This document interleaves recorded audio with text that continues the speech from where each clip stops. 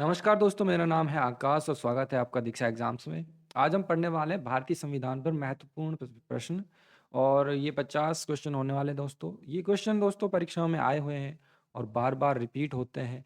Delhi police, group D और NTPC और भी सभी जो स्टेट लेवल की जो एग्ज़ाम्स होते हैं, उनमें सभी में ये बार-बार पूछे जाते हैं दोस्तों। तो इन क्वेश्चंस को आप रट लीजिएगा, भारतीय संविधान में आपको बहुत ज़्यादा मदद मिलेगी। अधिकतम क्वेश्चन दोस्तों इसमें मैंने ले लिए हैं और नेक्स्ट वीडियोस में भी ले लेंगे। तो चलिए दोस्तों शुरू करते हैं इस क्लास को और देखते हैं पहला क्वेश्चन।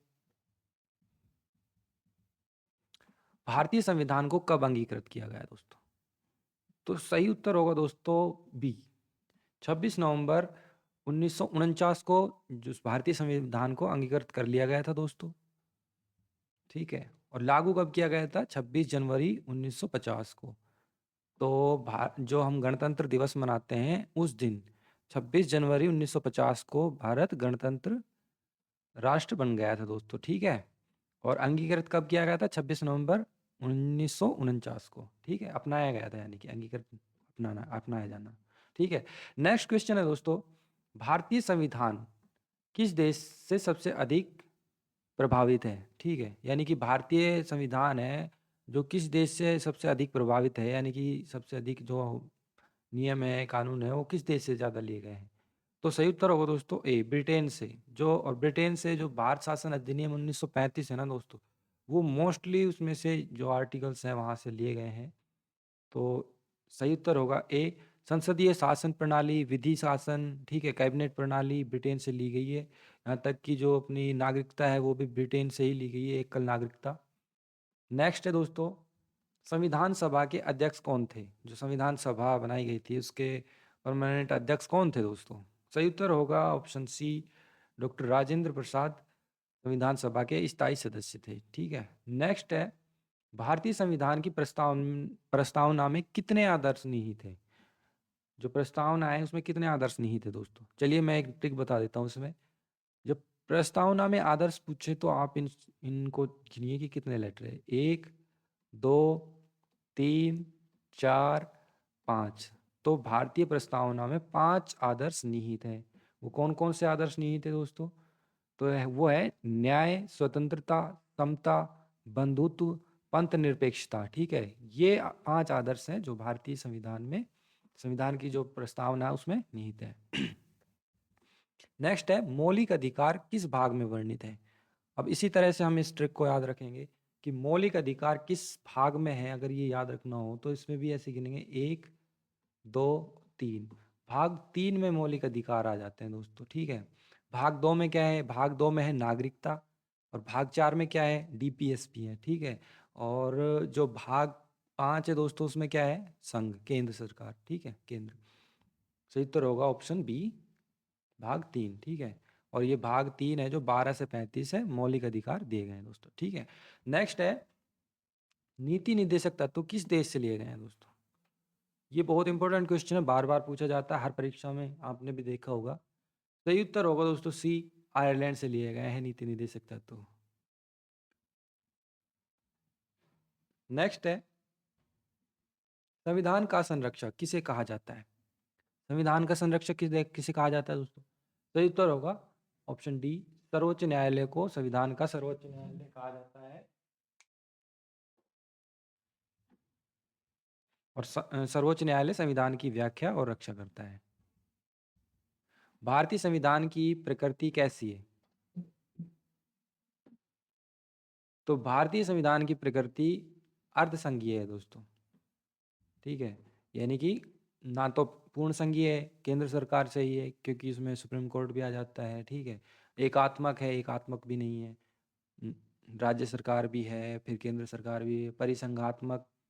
तो सही उत्तर होगा दोस्तों, भारत में संघीय और एकात्मक दोनों तत्व पाए जाते हैं। ठीक है। तो दोनों तत्व होंगे तो अर्धसंघीय होगी। ठीक है।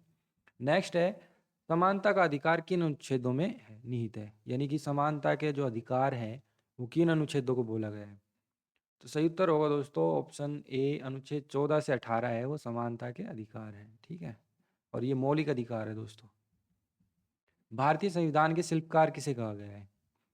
भारतीय संविधान के शिल्पकार कहा गया है दोस्तों option D, doctor Bhimrao Ambedkar ji को भारतीय संविधान का शिल्पकार कहा गया है, क्योंकि ये प्रारूप समिति के अध्यक्ष थे। ठीक है, इसलिए इन्हें भारतीय संविधान का शिल्पकार कहा गया है। नेक्स्ट है, राष्ट्रपति का निर्वाचन कौन करता है? सही उत्तर होगा दोस्तों ऑप्शन सी, निर्वाचन मंडल। निर्वाचन मंडल में कौन हो जाते हैं दोस्तों? निर्वाचन मंडल में सांसद और विधायक मिलकर एक निर्वाचन मंडल बनाते हैं जो राष्ट्रपति का चुनाव करते हैं। ठीक है, अप्रत्यक्ष रूप से राष्ट्रपति का चुनाव किया जाता है जनता द्वारा। संविधान की 8वीं अनुसूची किससे संबंधित है? सही उत्तर होगा दोस्तों ऑप्शन सी, 8वीं अनुसूची में भाषाएं हैं, तो भाषा से संबंधित 8वीं अनुसूची है। नेक्स्ट है, मौलिक कर्तव्य किस संशोधन से जोड़े गए थे? सही उत्तर होगा दोस्तों ऑप्शन सी, 42। जो 42वां संशोधन था उसमें मौलिक कर्तव्य जोड़े गए थे। 42वें संशोधन 1976 में मौलिक कर्तव्य जोड़े गए थे। नेक्स्ट है, राज्यसभा का स्थायी अध्यक्ष कौन होता है? जो राज्यसभा का स्थायी अध्यक्ष होता है, जैसे लोकसभा अध्यक्ष होता है उसी प्रकार राज्यसभा में अध्यक्ष होता है, वो कौन होता है दोस्तों? तो होता है भारत का उपराष्ट्रपति, राज्यसभा का पदेन सभापति होता है। नेक्स्ट है, लोकसभा का कार्यकाल कितने वर्षों का होता है? तो लोकसभा का कार्यकाल होता है दोस्तों, वो होता है 5 वर्ष का।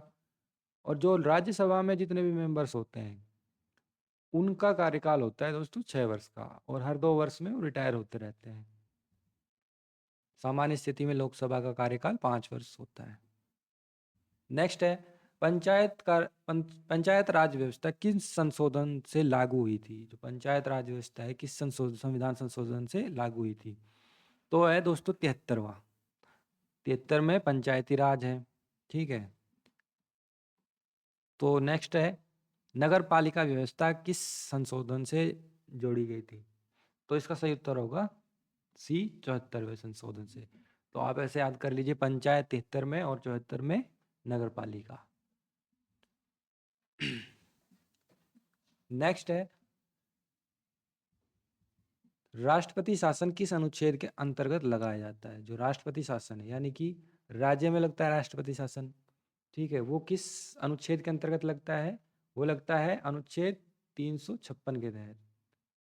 ठीक है, राज्य में संवैधानिक विफलता पर राष्ट्रपति शासन लगता है, यानी कि राज्य में अगर ज़्यादा ही वो हो रही राजनीतिक दिक्कतें तो राष्ट्रपति शासन लगा दिया जाता है। नेक्स्ट है, वित्त आयोग का गठन कौन करता है? वित्त आयोग का गठन कौन करता है? सही उत्तर होगा दोस्तों ऑप्शन डी, राष्ट्रपति वित्त आयोग का गठन करता है। अनुच्छेद 280 में आता है वित्त आयोग। ठीक है, जिसको राष्ट्रपति गठित करता है। नेक्स्ट है, न्यायिक पुनरावलोकन। न्यायिक पुनरावलोकन की शक्ति किसके पास है? राष्ट्रपति, संसद, सर्वोच्च न्यायालय या मंत्री परिषद? सही उत्तर होगा ऑप्शन सी, सर्वोच्च न्यायालय के पास में न्यायिक पुनरावलोकन है। ये क्या होता है, जैसे कोई भी कानून बनाया जाता है जब संसद में, तो उसको न्यायिक पुनरावलोकन कर सकती है सर्वोच्च न्यायालय। ठीक है दोस्तों, ये न्यायिक पुनरावलोकन है। नेक्स्ट है, जीवन एवं व्यक्तिगत स्वतंत्रता का अधिकार किस अनुच्छेद में आता है? यह आता है दोस्तों ऑप्शन सी, अनुच्छेद 21 के तहत। ये सबसे व्यापक मौलिक अधिकार है। नेक्स्ट है, संघ सूची में कौन सा विषय आता है? यानी कि संघ सूची में कौन सा विषय आता है दोस्तों? संघ सूची में विषय आता है रक्षा।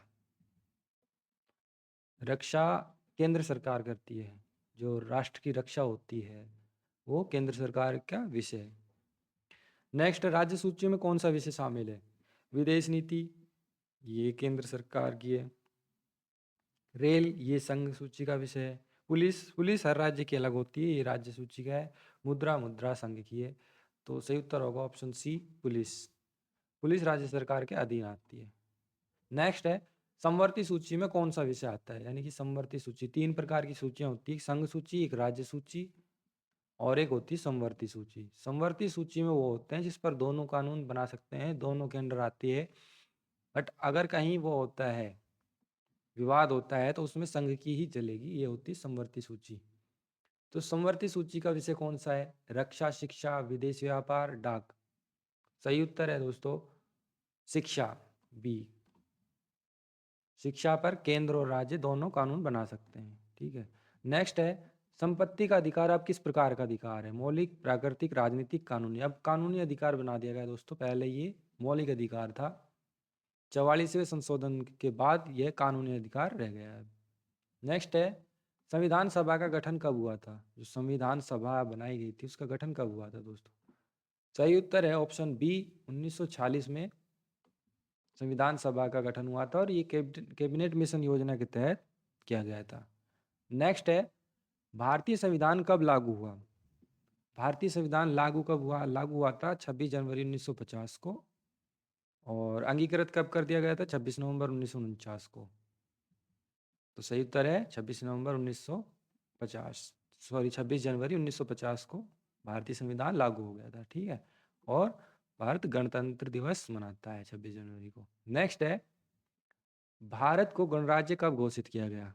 भारत को गणराज्य कब घोषित किया जाएगा दोस्तों? तो उसी दिन किया जाएगा ना जिस दिन संविधान लागू होगा। सही उत्तर है ऑप्शन बी, 26 जनवरी 1950। नेक्स्ट है, संविधान की आत्मा किसे कहा गया? मूल रूप से अगर पूछा जाए, इसमें किसी का भी नाम ना लिया जाए, तो सही उत्तर होगा दोस्तों प्रस्तावना। प्रस्तावना को भारतीय संविधान की आत्मा कहा गया है। नेक्स्ट है, भारत में एकल नागरिकता किस देश से ली गई है? भारत में एकल नागरिकता ली गई है दोस्तों ब्रिटेन से। नेक्स्ट है, भाषा संबंधी प्रावधान किस भाग में है? यानी कि जो भाषा है वो किस भाग में है? तो भाषा संबंधी प्रावधान है दोस्तों ऑप्शन सी, भाग 17 में भाषा से संबंधित प्रावधान है। इसमें राजभाषा और क्षेत्रीय भाषाओं का वर्णन किया गया है भाग 17 में।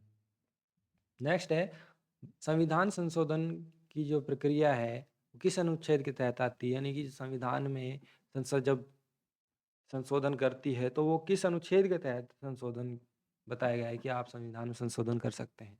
सही उत्तर है अनुच्छेद 368, ऑप्शन सी सही होगा इसका आंसर। संसद को संविधान संशोधन की शक्ति देता है अनुच्छेद 368। नेक्स्ट है, वित्तीय आपातकाल किस अनुच्छेद में है? जो वित्तीय आपातकाल है वो किस अनुच्छेद में है? ऑप्शन सी 360 में। यानी कि हम ऐसे याद कर सकते हैं कि कोई भी काम करो, ले देकर बात पैसों पर आ जाती है ना, घूम फिर के बात पैसों पर आ जाती, घूम फिर के 360 डिग्री कोण बन गया है। 360 में वित्तीय आपातकाल है। ठीक है, और ये एक बार भी अपने देश में नहीं लगा है, बहुत अच्छी बात है दोस्तों। ये आर्थिक संकट में वित्तीय आपातकाल लगाया जाता है। नेक्स्ट है, नीति आयोग किस प्रकार का निकाय है? संवैधानिक, न्यायिक, वैधानिक, कार्यकारी, कोई भी नहीं है इनमें से। ये कार्यकारी वो आयोग है जो कि जो मंत्री हैं उन्होंने अपनी हेल्प के लिए बनाया हुआ है। ये मंत्रिमंडल ये निर्णय से बना हुआ है। ठीक है, नेक्स्ट है, भारत का सर्वोच्च न्यायालय कहाँ स्थित है? भारत का सर्वोच्च न्यायालय कहाँ स्थित है? नई दिल्ली में। पहले कहाँ था दोस्तों? जब ये बना था उस समय था कोलकाता में, अब नई दिल्ली में है। सुप्रीम कोर्ट न्यू दिल्ली में है। ठीक है, नेक्स्ट है, मौलिक कर्तव्यों की वर्तमान संख्या क्या है? यानी कि फिलहाल मौलिक कर्तव्य कितने हैं संविधान में? सही उत्तर है ऑप्शन सी, 11 मौलिक कर्तव्य हैं दोस्तों। 86वें संविधान संशोधन से 11वां कर्तव्य जोड़ा गया था, पहले 10 थे ये। नेक्स्ट है, शिक्षा का अधिकार किस संशोधन से जोड़ा गया? जो शिक्षा का अधिकार है, ठीक है, वो किस संशोधन से जोड़ा गया? वो जोड़ा गया था बी, 86वें संशोधन द्वारा। और ये अनुच्छेद 21A में जोड़ा गया है, इसको याद रखिएगा, बार बार पूछा जाता है। नेक्स्ट है, संविधान दिवस कब मनाया जाता है? तो संविधान दिवस मनाया जाता है 26 नवंबर को। क्यों? क्योंकि 26 नवंबर 1949 को संविधान अंगीकृत किया गया था। ठीक है, नेक्स्ट है, भारत के पहले राष्ट्रपति कौन थे? भारत के पहले राष्ट्रपति कौन थे? भारत के पहले राष्ट्रपति थे डॉक्टर राजेंद्र प्रसाद। नेक्स्ट है, प्रारूप समिति के अध्यक्ष कौन थे? अभी बताया दोस्तों मैंने, प्रारूप समिति के अध्यक्ष थे डॉक्टर B.R. अम्बेडकर। नेक्स्ट है, धर्मनिरपेक्ष शब्द संविधान में कब जोड़ा गया है? यानी कि कौन से सन में जोड़ा गया? तो धर्मनिरपेक्ष शब्द जोड़ा गया 1976 में, 42वें संविधान संशोधन द्वारा। ठीक है, नेक्स्ट है, सुप्रीम कोर्ट के न्यायाधीशों की नियुक्ति कौन करता है? सुप्रीम कोर्ट के न्यायाधीशों की नियुक्ति करता है राष्ट्रपति, और ये कॉलेजियम सिस्टम से इनकी वो की जाती है, सिफारिश की जाती है, फिर राष्ट्रपति ने नियुक्त करते हैं दोस्तों। नेक्स्ट है, मौलिक अधिकार कब निलंबित किए जा सकते हैं? मौलिक जो अधिकार हैं वो कब निलंबित किए जाते हैं? तो ये जो आपातकाल की स्थिति में निलंबित कर दिए जाते हैं दोस्तों। ऑप्शन डी सही होगा। नेक्स्ट है, भारत में लोकतंत्र का जो स्वरूप है वो कैसा है? जो लोकतंत्र है वो कैसा है? प्रत्यक्ष है, राष्ट्रपति है, कुलीन है, प्रतिनिधि है। तो ये है दोस्तों ऑप्शन डी, प्रतिनिधि रूप का है, क्योंकि प्रत्यक्ष रूप से भी कई हम राष्ट्रपति चुनते हैं तो वो प्रत्यक्ष रूप से नहीं होता है। प्रधानमंत्री प्रत्यक्ष रूप से नहीं हो सकता है, क्योंकि वो बहुमत प्राप्त जो नेता होता है, और हम सन वो चुनते हैं मेंबर ऑफ पार्लियामेंट प्रत्यक्ष रूप से, ठीक है। और कुलीन तो बिल्कुल नहीं है, तो प्रतिनिधि चुनते हैं हम संसद के। वो जो किसी एक नेता को बहुमत देते हैं वो पीएम बनता है, और फिर राज्यों के जो जितने भी विधायक हैं और सांसद हैं वो सभी वोट करते हैं, तब राष्ट्रपति चुना जाता है। तो हम प्रतिनिधि चुनते हैं, प्रतिनिधि रूप का स्वरूप है जो भारत का लोकतंत्र है। नेक्स्ट है, संघ और राज्यों के बीच शक्तियों का विभाजन किस अनुसूची में है? तो ये 7वीं अनुसूची में दोस्तों। अभी मैंने बताया था कि 3 प्रकार की अनुसूचियां हैं, जिसमें संघ, राज्य और एक समवर्ती सूची। 3 प्रकार की सूचियां हैं जो 7वीं अनुसूची में निर्दिष्ट है। नेक्स्ट है, अनुच्छेद 32 किससे संबंधित है? अनुच्छेद 32 है संवैधानिक उपचार से। और दोस्तों अनुच्छेद 32 को डॉक्टर बी.आर. अम्बेडकर ने संविधान की आत्मा कहा है। और 5 प्रकार की कुल रेट हैं जिन्हें आप लगा सकते हैं। देखिए दोस्तों, नेक्स्ट है, मिनी संविधान किस संशोधन को कहा जाता है? जो मिनी संविधान है वो किस संशोधन को कहा जाता है? सही उत्तर है ऑप्शन सी, 42वां संविधान संशोधन को मिनी संविधान कहा जाता है, क्योंकि बहुत सारे संशोधन किए गए थे 42वें संविधान संशोधन के तहत 1976 में। नेक्स्ट है, द्विसदनीय संसद का अर्थ क्या है? 2 प्रधानमंत्री, 2 संविधान, 2 सदन, 2 न्यायालय। तो 2 सदन है द्विसदनीय संसद का अर्थ, यानी कि लोकसभा और राज्यसभा, उच्च और निम्न सदन। नेक्स्ट है, राज्यसभा सदस्य की न्यूनतम आयु कितनी होती है? राज्यसभा सदस्य की आयु होती है 30 वर्ष। सही उत्तर होगा 30 वर्ष। नेक्स्ट है, भारतीय संविधान किस प्रकार का संविधान है? जो भारतीय संविधान है किस प्रकार का संविधान है? वो लिखित संविधान है दोस्तों। कठोर भी नहीं है, लचीला भी नहीं है, लिखित भी नहीं है।